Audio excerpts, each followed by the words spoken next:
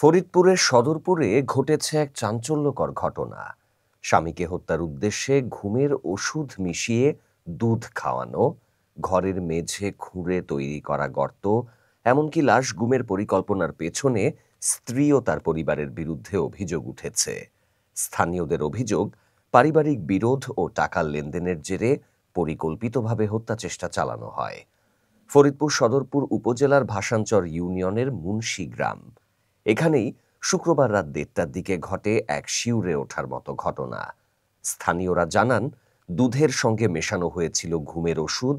এরপর ঘরের মেঝে খুঁড়ে তৈরি করা হয় একটি গর্ত, যেখানে লাশ গুমের প্রস্তুতিও ছিল সম্পূর্ণ। অভিযোগ উঠেছে, এই হত্যা চেষ্টার নেপথ্যে রয়েছেন গৃহবধূ লাবণী আক্তার ও তার মা শহীদা বেগম ও দাদি শাশুড়ি জোনাকি বেগম। তারা চেয়েছিলেন নিজের স্বামী ঠা ব্যাপারীকে হত্যা করে তার টাকা আত্মসাৎ করতে। শুক্রবার রাতে শ্বশুরবাড়িতে পাওনা টাকা চাওয়ার জন্য যান ঠান্ডু। সন্ধ্যার দিকে কৌশলে তাকে দুধের সঙ্গে ঘুমের ওষুধ পান করান স্ত্রী লাবণী আক্তার। এক পর্যায়ে তিনি ঘুমিয়ে পড়লে তাকে হত্যার উদ্দেশ্যে শোয়ার ঘর থেকে গর্ত খোঁড়া ঘরে নেয়ার চেষ্টা করে তারা। এ সময় তার ঘুম ভেঙে যায়। এতে তার হাত পা বেঁধে গলা কেটে হত্যা চেষ্টা করতে গেলে ঠান্ডুর চিৎকারে প্রতিবেশীরা এগিয়ে আসে।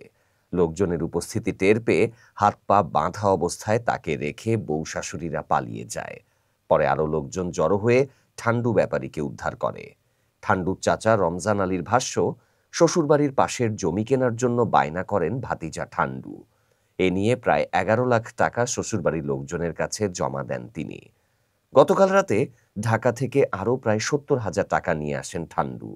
তার ইচ্ছে ছিল শ্বশুরবাড়ি এলাকায় জায়গা কিনে বসতি শুরু করবেন।